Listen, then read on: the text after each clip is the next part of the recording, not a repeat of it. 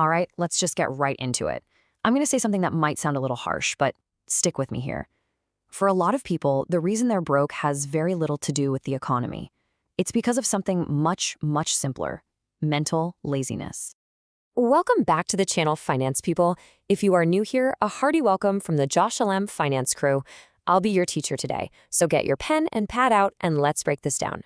So yeah, this idea on the screen, it's something you see every single day, no matter where you live.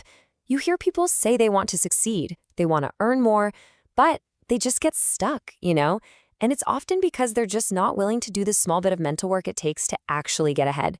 And to show you exactly what I'm talking about, let me just share a quick story with you. This literally just happened to me, and it illustrates this point perfectly.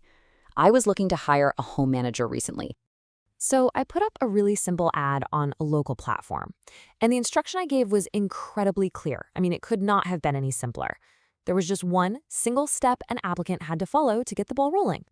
The instruction was send a message on the platform. That's it.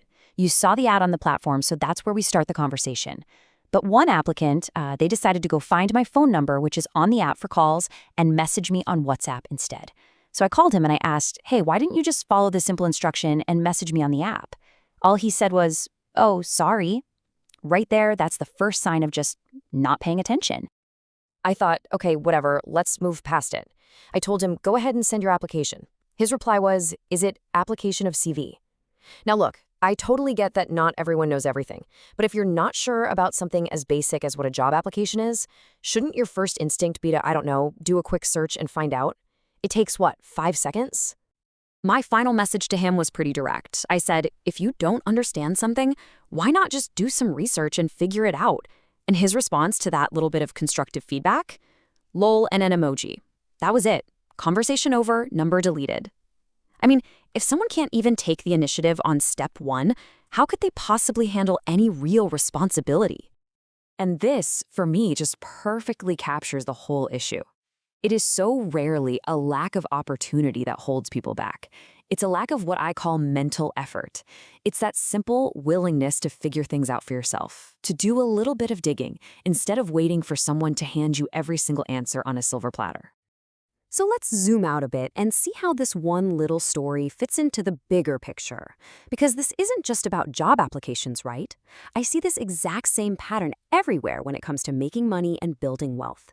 It really is a fundamental gap in mindset. So this really breaks down the two different ways of thinking. The person with a poor mindset, they're basically waiting to be spoon-fed. They want someone to tell them what business to start, bring them the money, and then guarantee that it'll work. The wealthy mindset, it's totally different. It's about being resourceful. It's Googling, it's reading, it's asking better questions. It's about testing things out, knowing you might fail, and then adjusting your approach. It's about creating a solid plan before you even think about asking for capital. So the crucial point here is this. Money is a reward for solving problems. It doesn't just magically flow to people who sit around wishing for a different life. You have to be an active participant. You've got to be a problem solver. And just think about how this plays out over time. Let's take 2 people. Person A spends a couple of hours every single day scrolling social media, getting into these pointless arguments in the comment section. Meanwhile, person B uses that exact same 2 hours to learn a new skill on YouTube or research a business idea.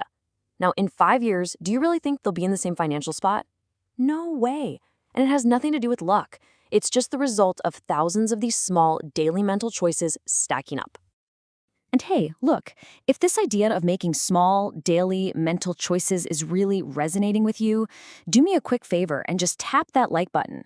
We're on a mission to get to 1,000 subscribers, and honestly, every single click helps us share these ideas with more people.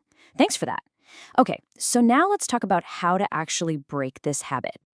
Okay, so this isn't just about pointing out a problem. The really good news here is that mental laziness is just a habit. And just like any other bad habit, it can be broken and replaced with a much better one. Because the consequences of staying in this habit are pretty serious. It leads to making huge decisions without any research, not developing any valuable skills, having no real business plan, and staying completely ignorant about how money actually works. And what does that lead to? A life of just constant dependence on other people for answers and for help. And when things inevitably go wrong because of this lack of preparation, what happens? Well, the blame game starts. It's always someone else's fault, right? It's the government, it's my boss, it's the economy. But all the while, someone else in the exact same environment is just quietly figuring things out, step by step. This is a huge reason why only a tiny percentage of people, maybe 1%, become truly wealthy. It's not because they're all super geniuses, it's because they are willing to do the mental work that the other 99% actively avoids. While everyone else is complaining, they're calculating. While others are waiting for instructions, they're out there building systems. So, how do you actually start changing this? It's way simpler than you think. First, just build a habit of researching things you don't understand. Make it a reflex. Second, start learning the language of money. What are assets, liabilities, cash flow? You don't need a finance degree, just the basics. And third, if you want to start a business, pick one and study it inside and out before you ever even think about asking somebody for capital. This whole idea, it all really boils down to one final powerful idea, a single question that, if you're honest with yourself about it, can completely change your financial future. At the end of the day, I want you to remember this. Your future income is hiding inside problems you just haven't bothered to understand yet. The world doesn't pay people for wishing, it pays people for solving. So the question to ask yourself isn't, why am I not rich?